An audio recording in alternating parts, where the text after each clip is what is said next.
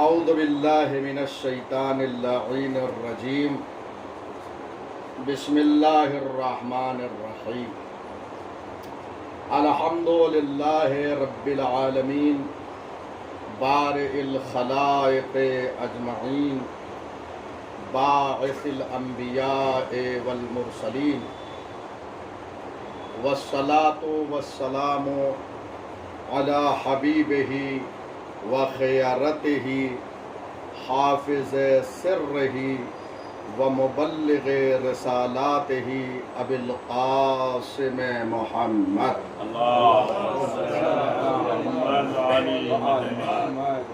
وآلہ الطیبین الطاہرین المعصومین المظلومین لا سیما بقیت اللہ فی الارضین روحی وارواح العالمین لتراب مقدمہ الفداء واللعن الدائم على اعدائهم اجمعین من الآن الى قیام یوم الدین اما بعد فقد قال علی علیہ السلام لا يقل عمل مع التقوى وكيف يقل ما يتقبل.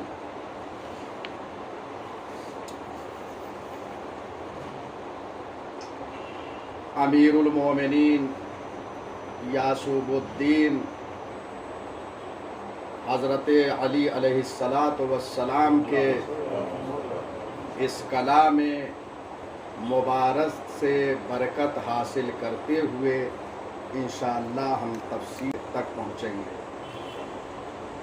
امام فرماتے ہیں لا یقل عمل مع التقوی، وہ عمل مختصر نہیں ہو سکتا، کم نہیں ہو سکتا جو تقوی کے ساتھ. وَكَيْفَ يَقِلُّ مَا يُتَقَبَّلُ، اور وہ قلیل کیسے ہو سکتا ہے جو بارگاہ پروردگار میں قبول ہو جائے. غور فرما رہے ہیں. بہت مختصر سا یہ امام کا کلام ہے، لیکن بہت معنی و مطالب اپنے اندر لیے ہوئے ہے.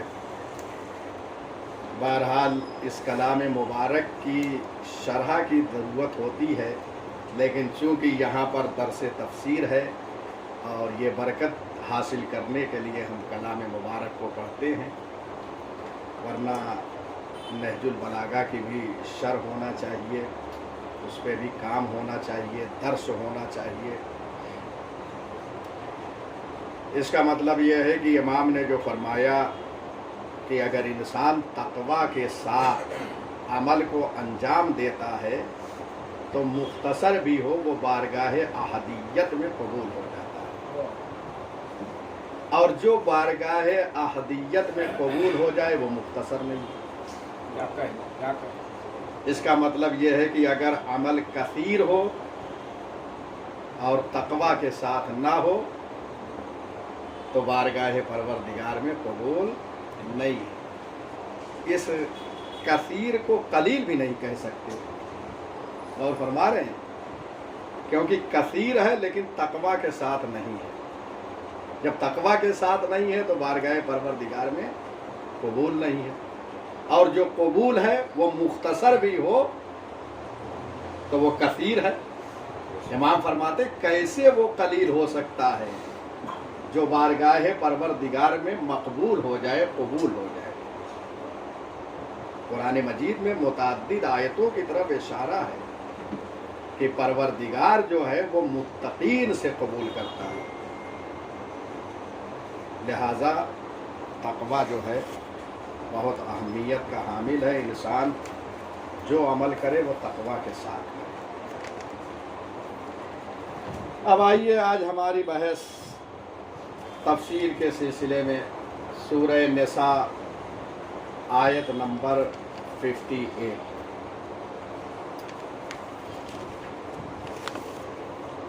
بسم اللہ الرحمن الرحیم.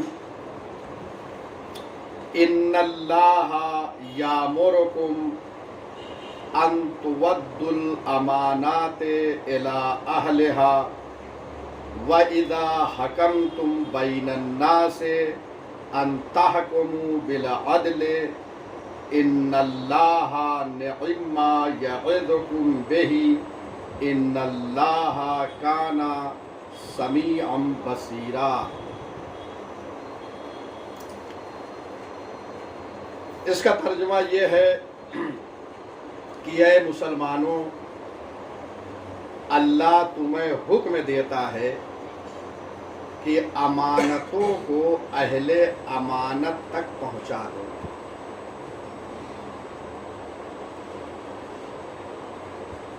وَإِذَا حَكَمْتُمْ بَيْنَ النَّاسِ، اور جب لوگوں کے درمیان فیصلہ کرو تو أَن تَحْكُمُوا بِالْعَدْلِ، تو عدل کے ذریعے فیصلہ کرو۔ ان اللہ نعم ما یعظکم بہ، بے شک اللہ تمہیں بہت ہی اچھی بات کی نصیحت کرتا ہے، وعظ کرتا ہے۔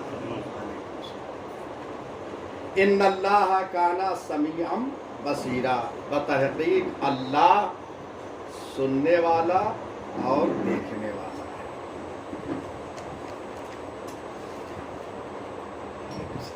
اب آئیے، آیت کی جو ہے ایک شان نزول ہوتی ہے جسے اسباب النزول بھی کہا جاتا ہے۔ شان نزول یا اسباب النزول، یہ شان نزول ہے کیا؟ کسے کہتے ہیں شان نزول؟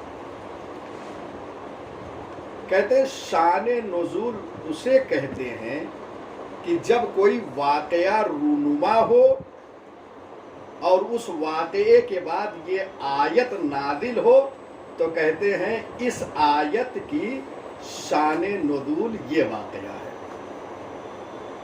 اب ایک آیت نازل ہو یا متعدد آیتیں نازل ہو تو کوئی ایک واقعہ رونما ہوتا ہے، اس واقعے کے بعد جو ہے آیت نازل ہوتی ہے۔ یہاں صاحب تفسیر نمونہ نے جو شان نزول کی طرف اشارہ کیا ہے وہ یہ ہے کہ پیغمبر اکرم صلی اللہ علیہ وآلہ وسلم فتح مکہ کے لیے تشریف لے گئے، اور فتح مکہ کے سلسلے میں جب آپ شہر میں امن و امان کے ذریعے سے وارد ہوئے ہیں تو آپ خانہ کعبہ کے پاس پہنچے۔ جب خانہ کعبہ کے پاس پہنچے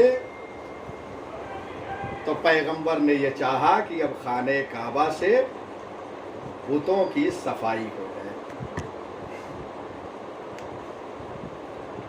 لہذا انہوں نے جو کلید بردار تھا اسے بلایا، جس کا نام عثمان ابن طلحہ ہے۔ اسے بلایا اور بلا کر پیغمبر نے اس سے خانہ کعبہ کی چابی جو ہے وہ طلب کی۔ عثمان ابن طلحہ نے پیغمبر اکرم کو یہ چابی دے دی۔ پیغمبر اکرم نے فتح مکہ کیا، واقعہ تفصیل سے آپ کے ذہن میں ہے، تاریخ اسلام میں ساری چیزیں بیان ہوئی ہے کہ پیغمبر اکرم کیوں فتح مکہ کے لیے تشریف لے گئے۔ میں ایک نقطے کی طرف صرف اشارہ کر دوں، باقی آپ جو ہے وہ تاریخ میں مطالعہ فرمائیں۔ چونکہ پیغمبر اکرم نے صلح حدیبیہ کیا تھا سن 6 ہجری، सन 6 हिजरी में सुलह हुदैबिया है। रसूल इस्लाम और उनकी मअय्यत में मुसलमान हज बैतुल्लाह के लिए तशरीफ ले गए तो मुशरिकीन मक्का मान्य हुए और उन्होंने पैगंबर को हज नहीं करने दिया। तो वहां पर सुलह हुई। मैं एक इशारा कर रहा हूं, तफसील में नहीं जाऊंगा। 10 साल का एक मुआहिदा हुआ पैगंबर और मुशरिकीन मक्का के दरमियान कि हम 10 साल अमनो अमान के साथ जिंदगी करेंगे, और बाकी बहुत सारे शराइत हैं जो तारीख में मौजूद हैं। उनमें एक शर्त यह है कि इस साल आप हज नहीं कर सकते, आइंदा साल आप उम्रा के लिए तशरीफ लाएंगे। बहरहाल ये 10 साल का मुआहिदा हुआ। सुलह हुदैबिया हुई सन 6 हिजरी में। सन 8 हिजरी में फतेह मक्का है। चूंकि मुशरिकीन मक्का ने अपने करारदाद की मुखालिफत की तो पैगंबर अकरम सल्लल्लाहु अलैहि वसल्लम लश्कर इस्लाम को लेकर फतेह मक्का के लिए रवाना। क्योंकि पैगंबर और मुसलमानों का ये जो लश्कर जा रहा था, आखिर ये क्यों हमला करने जा रहा था? कोई सबब तो होना चाहिए। इसलिए कि इस्लाम कभी जंग की इब्तिदा नहीं करता है। गौर फरमा रहे हैं? तो आखिर पैगंबर अकरम ये लश्कर क्यों लेके गए? तो अहले तारीख ने लिखा है कि पैगंबर अकरम का एक कबीला था जो हलीफ था, हामी था, इत्तेहादी था पैगंबर का। उन पर एक हलीफ गिरोह ने, एक हलीफ कबीले ने, जो मुशरिकीन का हलीफ था, इत्तेहादी था, उसने हमला कर दिया। तो इस जंग में जो है वो मुशरिकीन मक्का भी शामिल हो गए। लिहाजा जब मुशरिकीन मक्का ने हमला किया तो अब शरायते सुलह में से इस शर्त को पामाल कर दिया। लिहाजा पैगंबर अकरम सल्लल्लाहु अलैहि वसल्लम लश्कर इस्लाम लेकर रवाना हुए। वहां चढ़ाई हुई, कोई खून खराबा नहीं हुआ। मुशरिकीन मक्का में से चंद लोग सिर्फ मारे गए और मुसलमानों में से 2 शहीद हुए। उसके बाद पैगंबर जब अंदर तशरीफ ले गए तो अब वहां पर खाने काबा से बुतों को साफ करना था। उस्मान इब्ने तलहा से चाबी ली, खाने काबा से बुतों को साफ किया। साथ में रसूल इस्लाम के चचा जनाबे अब्बास इब्ने अब्दुल मुत्तलिब भी थे। उन्होंने पैगंबर से दरखास्त किया, तकाजा किया कि या रसूल अल्लाह, ये चाबी मेरे हवाले कर। अब क्योंकि देख रहे हैं यहां पर कि रसूलुल्लाह जो रिश्ते में जनाबे अब्बास के भतीजे हैं, अपने भतीजे की सियासी और समाजी हालत को देखकर उन्होंने चाहा कि ये मनसब मैं ले लूं। इसलिए कि अरब में किलीद बरदारी काबा एक अदीम मनसब था, जिसके बाद चाबी होती थी। गोया वो अदीम माना जाता था, बुजुर्ग माना जाता था, मोहतरम माना जाता था, उसकी एक अजमत होती थी। तो चाहा कि ये चाबी हम ले लें।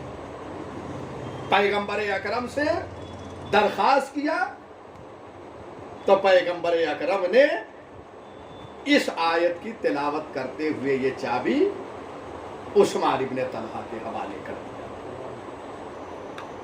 क्यों? इसलिए कि अमानत है उस्मान इब्ने तलहा के पास। जनाब अब्बास इब्ने अब्दुल मुत्तलिब ये चाह रहे थे कि ये आदीम मनसब मुझे मिल जाए। पैगंबर अकरम ने ये चाबी उस्मान इब्ने तलहा के हवाले कर दिया, इस आयत को तिलावत करते हुए, इन्नल्लाह यामुरुकुम अन तुवद्दुल अमानात इला अहलिहा, अल्लाह तुम्हें हुक्म देता है कि अमानात को उनके मालिक तक जो है पहुंचा दो। पैगंबर ने चाबी को जो है उस्मान इब्ने तलहा के हवाले कर दिया। कितनी अहमियत है अमानतदारी की। माशरा, समाज इसी अमानत और अदल, इन सारी चीजों की बुनियाद पर चलता है। अगर माशरे से, समाज से, कल्चर से अमानत उठ जाए, उसकी जगह खयानत आ जाए, तो न सिर्फ खयानत का बाजार गर्म होगा, बल्कि एक दूसरे को लोग कत्ल करना शुरू कर देंगे। गौर फरमाइए, इसका मतलब यह है कि इस्लाम इस अमानतदारी के जरिए से लोगों की जानों को महफूज किए हुए है। गौर फरमा रहे हैं, जब खयानत होगी तो तलवारें जो है मियान से बाहर आएंगी, एक दूसरे का कत्ल होगा, समाज, माशरा ये तबाह बर्बाद हो जाएगा। लिहाजा अमानतदारी को इस्लाम ने बहुत अहमियत दिया है, जिससे आप अमानत लें, वापस करें। कोई अमानत आपके पास रख रहा है तो जैसे ही उसने दिया है वैसे ही लौटा दें।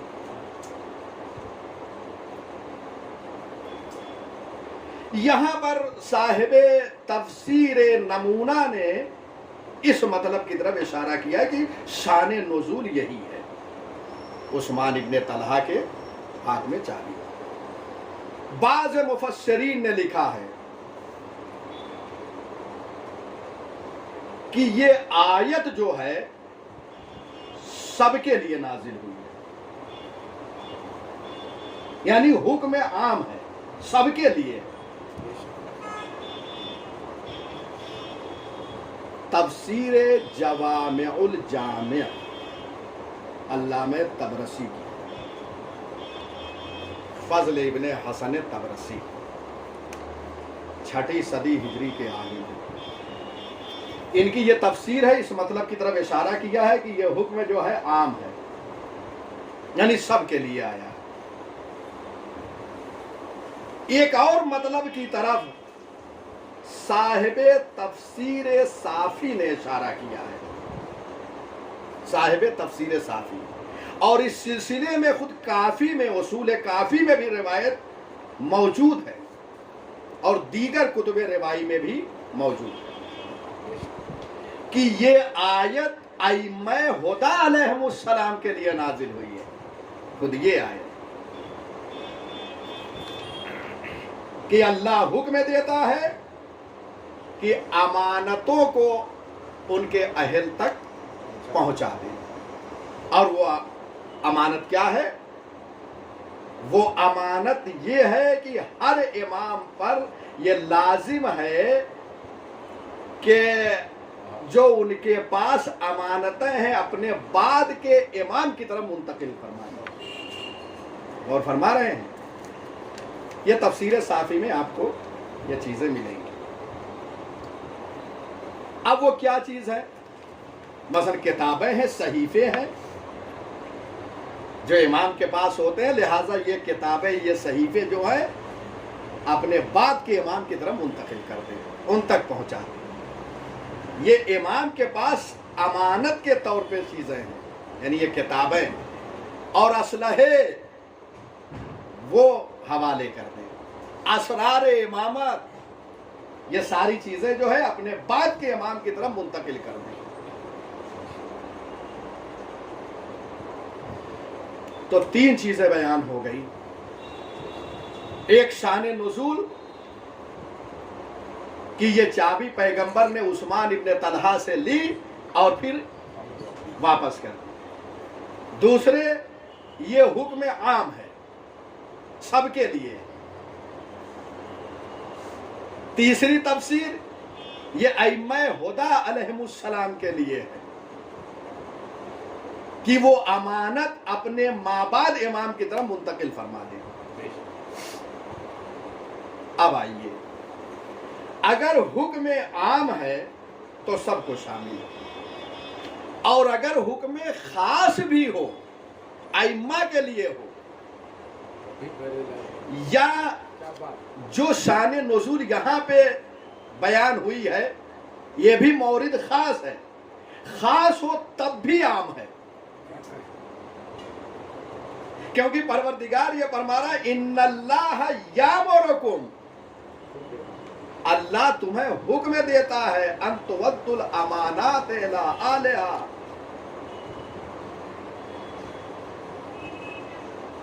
इस आयत के अलावा कुरान मजीद में और आयतें हैं जो इस आयत की तायीद में हैं।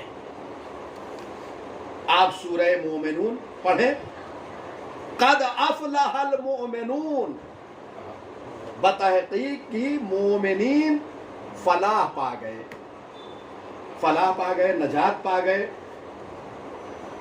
अब मोमिनीन जो फलाह पा गए उनके मुतअद्दिद सिफात वहां खुदा ने बयान की है, पढ़िए जरूर, इसलिए कि एक मोमिन के लिए जरूरी यह है कि खुदा ने क्या सिफात बयान किए हैं वो सिफात अपने अंदर हम पैदा करें।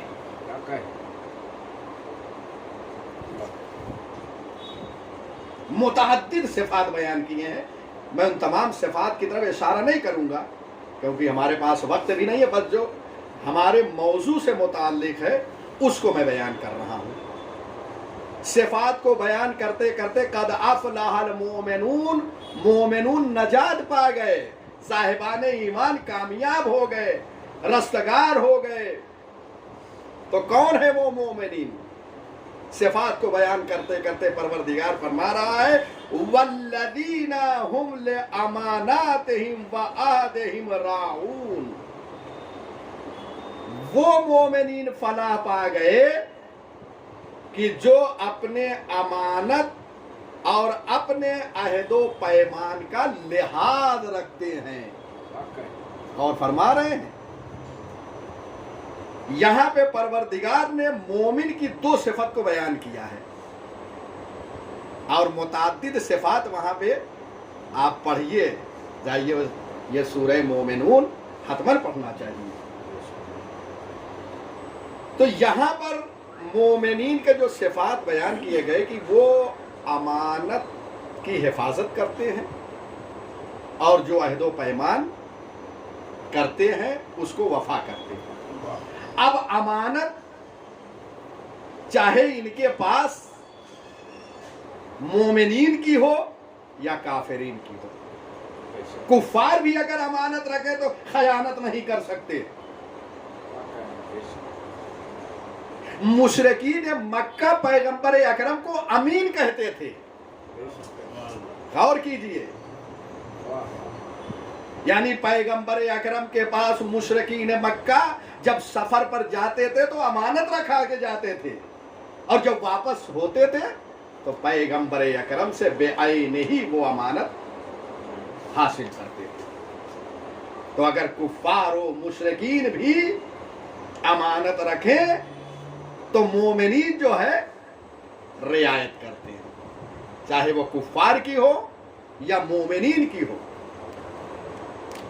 और इसके लिए रिवायत के जरिए से तायीद हुई है, यानी अगर कुफार भी हमारे पास रखें तो उनकी भी अमानत को हम लौटाएं। यह रिवायत वसाइल शिया में है। वसाइल शिया अल्लामा हुर्रे आमिली की है जो मशहद में मदफून है, इमाम रज़ा अलैहिस्सलाम के दरी से बहुत करीब है। जाइए तो वहाँ ज़रूर फातिहा पढ़िए। वसाइल शिया इमाम सादिक अलैहिस्सलातु वस्सलाम से ये रिवायत है। इमाम फरमाते हैं अद्दिल अमानता इला अहलिहा व इन काना मजूसियन, अमानत को अदा करो, इला अहलिहा, जिनकी अमानत है उनके मालिक को दे दो। अगरचे अमानत रखवाने वाला मजूसी क्यों ना हो, मजूसी काफिर है। एक नमूना पेश कर दिया यहाँ। इसका मतलब ये है कि अगर काफिर भी अमानत रखे तो हमें चाहिए कि हम वापस करें। बहरहाल तो आपने मुलाहिजा फरमाया कि मोमिन की जो है सिफत क्या है कि वो अमानतदार होते हैं और अपने अहदो पैमान को पूरा करते हैं। अब अहदो पैमान चाहे अल्लाह से करें या बंदों से करें, खूब दिक्कत कीजिए। यहाँ पे क्या है, अमानतदार होते हैं। अमानत चाहे काफिर की इनके पास हो या मोमिन की हो, ये अदा करते हैं। और अहदो पैमान जो करते हैं वो पूरा करते हैं। अहदो पैमान चाहे अल्लाह से हो और चाहे बंदों से हो, ये पूरा करते हैं। गौर फरमाए, कितने अहम मतालिब है। और अब आइए कि यहाँ पे जो अमानत परवरदिगार ने कहा है, अन तुवद्दुल अमानात इला अहलिहा, अमानत का दायरा बहुत वसी है।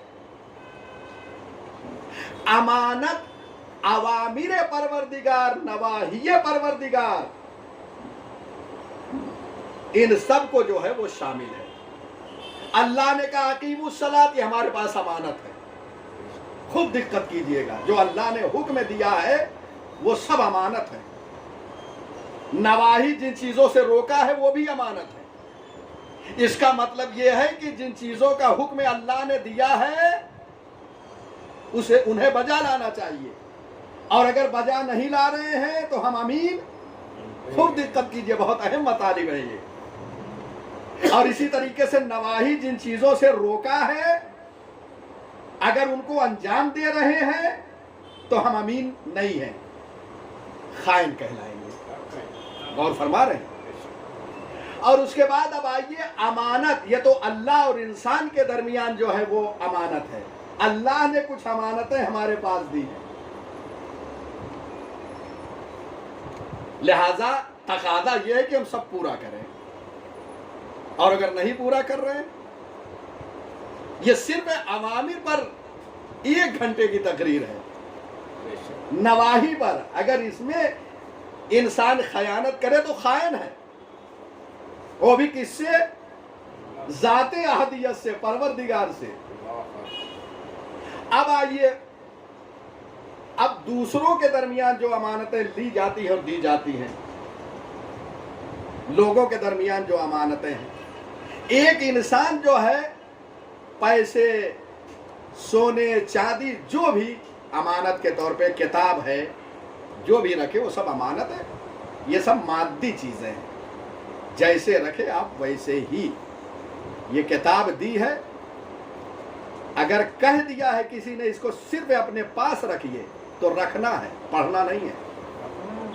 गौर फरमा रहे हैं। मैं बहुत दकीक मतालिब की तरफ नहीं जा रहा हूं, वल्ला वक्त नहीं मेरे पास, वैसे ही देना है।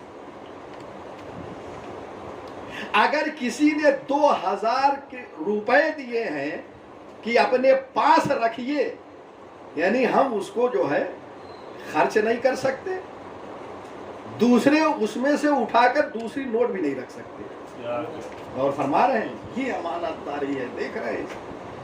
इसलिए कि अगर एक उठा के दूसरी रख दिया तो यहीं से आगे की तरफ इंसान बढ़ता है, ये मुकद्दमा बनता है। लिहाजा खूब दिक्कत की। अब आइए, ये जो हमें उम्र दी है, जिंदगी दी है, ये भी अमानत है अल्लाह की। ये जिंदगी के बारे में सवाल होगा कि अपनी जिंदगी, अपनी उम्र को कहां सर्फ किया। एक एक उस्व के बारे में, ये आंख अमानत इलाही है, ये आंखें कहां सर्फ हुई है, किन चीजों को देखा है। जो चीजें अल्लाह ने हलाल करार दी है उसे देख रहे हैं तो ये आंख अमीन है, और अगर हराम चीजों की तरफ देख रहे हैं तो आंखें खाइन है।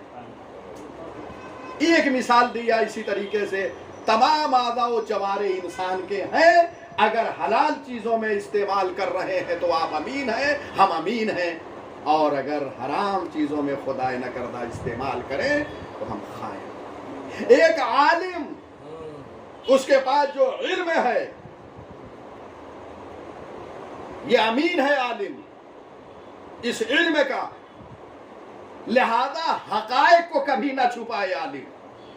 اگر علم لے کر حقائق کو چھپا رہا ہے تو امین نہیں ہے، خائن ہے۔ یہ نہ سمجھے کہ عالم ہے تو بہت محفوظ رہ سکتا ہے۔ علی ابن ابی طالب کی ولایت کو چھپانے میں کتنے خائن بن گئے، کتنے مولوی، کتنے علماء، کتنے اہل علم۔ اگر کوئی ولایت کو چھپا رہا ہے تو خائن ہے۔ حقائق کو بیان کرنا چاہیے۔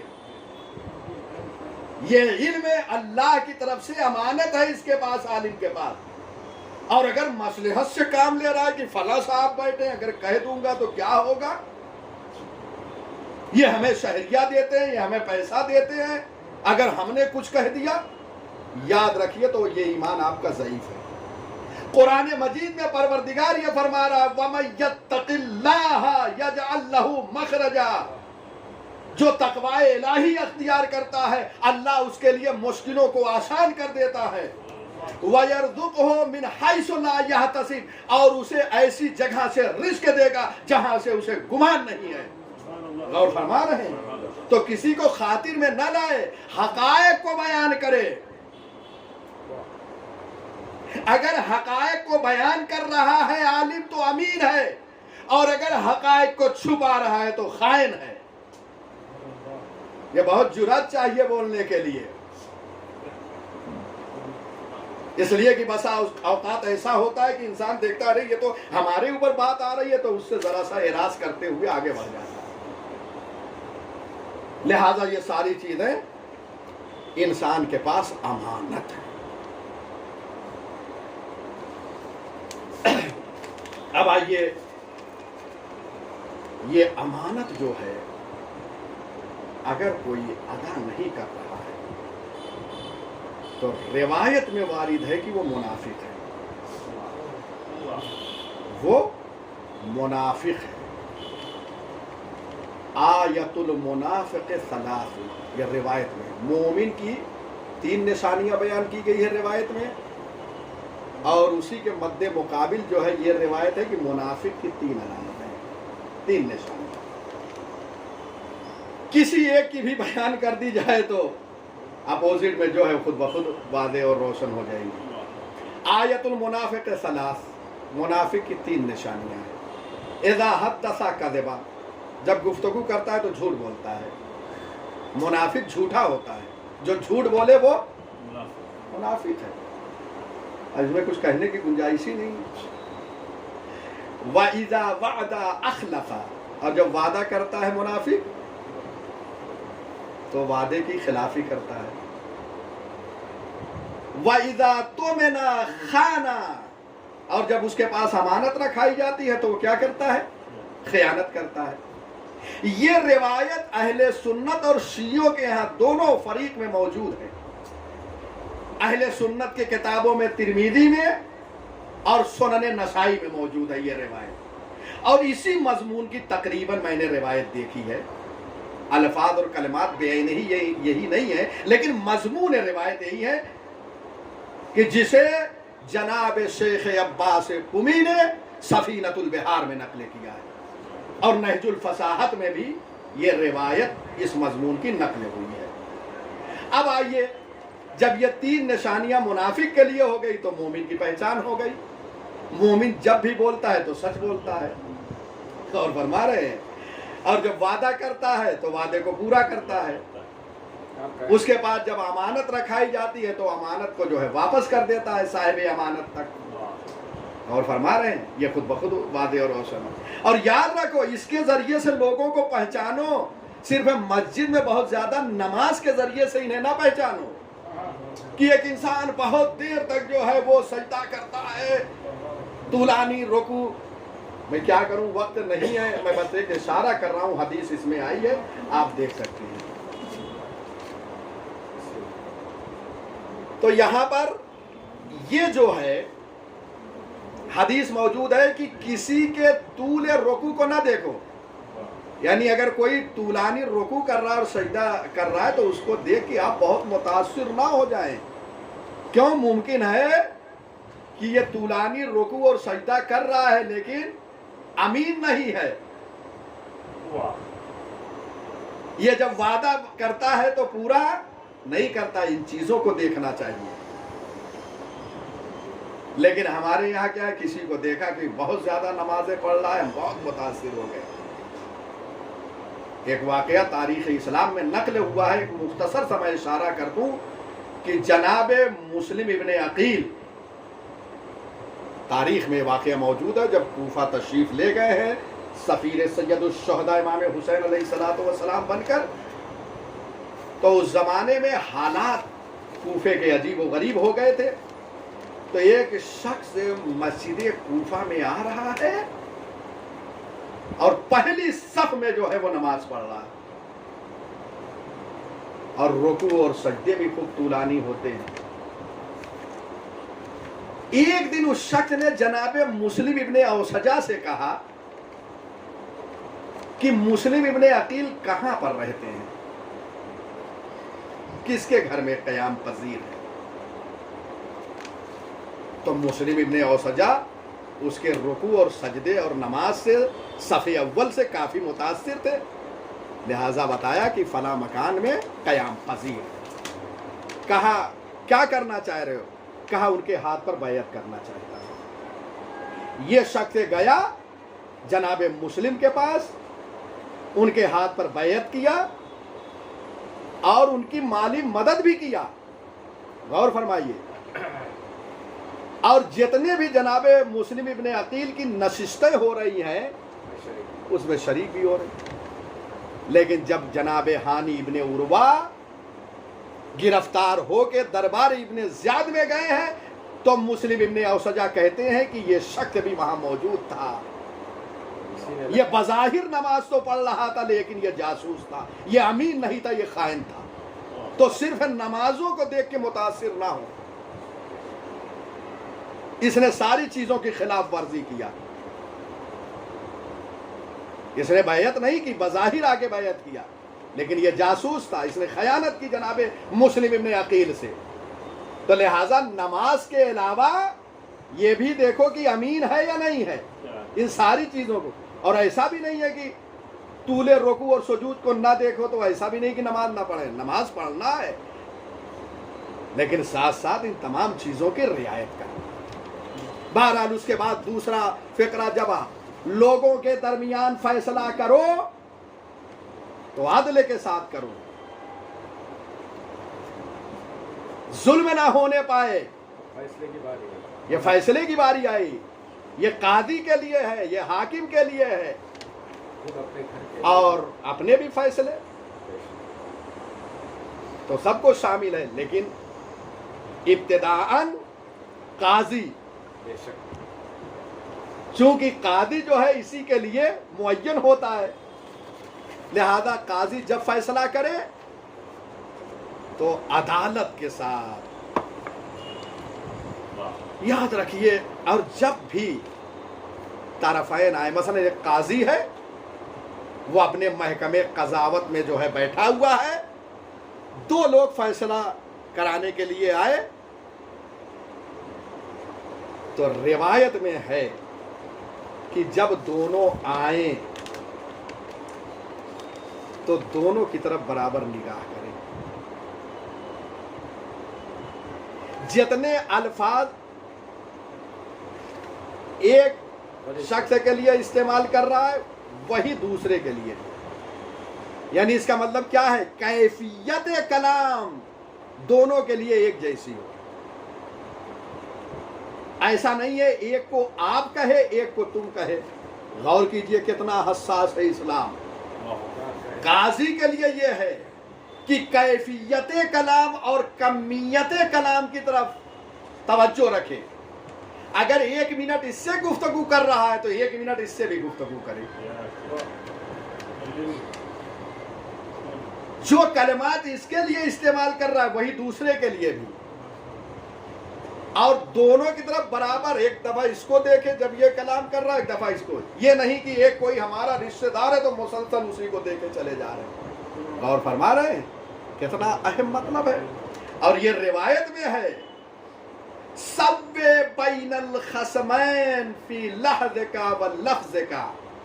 غور فرما رہے ہیں یعنی خصمین جو دونوں اپنے مقدمے لے کر آئے ہیں قاضی کے پاس، تو قاضی کو چاہیے ان دونوں کے درمیان مساوات کرے. سب مساوات کرو، امر ہے، یہ حکم ہے. جیسے آپ نے دعائے کمیل شب جمعہ پڑھی قوے، ویسے سب قوے علی خدمت کا جوارحی، اے اللہ میرے اعضاء و جوارے کو قوی کر دے. جیسے قوے وہاں امر ہے، یہاں پہ یہ سب یعنی مساوات کرو، برابری کرو، عدل کرو دونوں کے درمیان. جو اپنے نزاع کو لے کر آئے ہیں، اپنے جھگڑے کو لے کر آئے ہیں، ان کے درمیان مساوات کرو. فی لحظ کا مقدار کلام میں، جتنا کلام ان سے کرو اتنا ہی کلام اس سے کرو. اور لفظ میں بھی عدالت برقرار رکھو. جو کلمہ اس کے لیے استعمال کر رہے ہیں وہی کلمہ اس کے لیے. اگر اس کو آپ کہہ رہے ہیں تو دوسرے کو بھی آپ سے، اس کو جناب کہہ رہے ہیں تو ان کو بھی جناب. ایسا نہیں ہے کہ ایک کو خوب اہمیت دیں، ایک کو جو اہمیت نہیں دے. دیکھ رہے ہیں اسلام کتنا حساس مذہب ہے. بہرحال اسی طریقے سے یہ جو قاضی ہے بہت حساس یہ منصب ہے. قیامت میں سوال ہوگا قاضیوں سے جو فیصلے کر کے گئے ہیں. امام علی اور امام حسن علیہ السلام کا زمانہ ہے. 2 بچے تحریر لکھ کر امام حسن کے پاس آتے ہیں، لکھ کر کچھ ایک خط لاتے ہیں اور امام سے کہتے ہیں کہ آپ یہ فرمائیے کہ ہم دونوں میں کس کا خط بہتر ہے، کس کی تحریر بہتر ہے. یہاں جھگڑا تو کرتے ہوئے نہیں آ رہے ہیں، لیکن اللہ اکبر یہ بچے بھی دیکھیے کس کے پاس آئے. امام علی کے پاس نہیں گئے ہیں، امام حسن کے پاس آئے. بچے سے امام حسن کے پاس آئے. امام علی علیہ السلام اس منظر کو دیکھ رہے ہیں. جانتے ہیں کیا فرمایا امام علی علیہ السلام نے؟ یہ پیغام ہے ہمارے لیے. امام علی نے امام حسن مجتبی علیہ السلام سے فرمایا امام حسن سب کچھ جانتے ہیں، لیکن یہ کیوں فرما رہے ہیں؟ یہ ہمیں درس دینا ہے تاکہ یہ دنیا تک یہ سبق پہنچے، یہ میسج پہنچے. امام نے فرمایا یا بنیا، اے میرے بیٹے، انظر کیفا تحکمو، غور کرو کہ تم کیسے فیصلہ کر رہے ہو، خوب دقت کرو اس فیصلے میں. فَإِنَّا هَذَا حُکْمٌ، یہ حکم ہے، یہ قضاوت ہے، خوب دقت کر کے فیصلہ کرو. یعنی اس کا مطلب ہے امام نے ہمیں میسج دیا کہ جب کہیں فیصلہ کرنے بیٹھو تو خوب دقت کر لیا کرو. ایسا نہیں کہ آئے اور فوراً فیصلہ کر دو، خوب جائزہ لیا کرو اس کے بعد فیصلہ کرو. امام نے کہا فَإِنَّا هَذَا حُکْمٌ، یہ بھی ایک قسم کی قضاوت ہے. وَاللَّهُ سُئِلَكَ عَنْهُ يَوْمَ الْقِيَامَةِ، کیونکہ اللہ اس کے بارے میں قیامت میں سوال کرے گا، لہذا خوب دقت کر کے فیصلہ کرو. میرے معزز اور محترم سامعین، آپ نے ملاحظہ فرمایا کہ امانت اور عدالت 2 اہم موضوع ہیں اسلام کے. اور آپ نے دیکھا پہلے امانت کو بیان کیا ہے، اس کے بعد عدالت کو، عدل کو. آپ نے آیت میں ملاحظہ فرمایا پہلے کیا ہے؟ پہلے امانت ہے، اس کے بعد عدالت ہے. فلسفہ کیا ہے؟ عدالت پہلے کیوں نہیں پروردگار نے بیان کیا؟ فلسفہ یہ ہے کہ جب امانت میں خیانت ہوتی ہے تو مسئلہ قضاوت تک پہنچتا ہے. لہذا قرآن حکیم نے پہلے امانت کو بیان کیا، اس کے بعد عدالت کو، کیونکہ اس کے بعد مسئلہ جو ہے کورٹ تک پہنچتا ہے، قاضی تک پہنچتا ہے. غور فرمایا. اور یہ دونوں مسئلے اتنے اہم ہیں. امانت اور عدالت کی پروردگار نے کتنی تاکید فرمائی ہے. اس میں کہا ان اللہ نعم ما یعظکم بہ، اللہ بے شک پروردگار تمہیں بہت اچھی بات کی نصیحت کر رہا ہے، امانت کی، عدالت کی نصیحت کر رہا ہے. دیکھیں اس کے ذریعے سے تاکید ہے. اس کے بعد دوسری تاکید ان اللہ کان سمیعا بصیرا، اللہ سننے والا ہے، دیکھنے والا ہے جو کچھ کر رہے ہو. اگر غلط کر رہے تو بھی دیکھ رہا ہے، صحیح کر رہے سب کچھ وہ جانتا ہے، سنتا ہے. تو یہ دونوں موضوع کے لیے پروردگار عالم نے دو تاکید بیان فرمائی ہے. ایک تاکید جو ہے ان اللہ نعم ما یعظکم بہ، یہ ایک تاکید ہے کہ اللہ تمہیں بہت اچھی بات کی نصیحت کر رہا ہے، امانت داری کی اور عدالت کی. ایک تاکید. دوسری تاکید یاد رکھو یہ جو کچھ کر رہے ہو، امانت جو رکھی جا رہی ہے، عدالت کر رہے ہو، قضاوت کر رہے ہو، اللہ سنتا بھی ہے اور دیکھتا بھی ہے. تو یہ دو تاکید ہے. بہرحال وقت نہیں ہے اور آپ نے ملاحظہ فرمایا کہ بہت سارے مطالب اور تھے، لیکن میں نے مختصر کرتے ہوئے مطالب کو آپ کی خدمت عالیہ تک پہنچایا. وآخر دعوانا ان الحمدللہ رب العالمین. سورہ نساء آیت نمبر 58 کی یہ تفسیر تھی. انشاءاللہ آئندہ جو درس ہوگا، آئندہ جو نشست ہوگی، اس میں آیت نمبر 59 کی جو ہے تفسیر بیان ہوگی. وصلی اللہ علی محمد وآلہ الطیبین الطاہرین.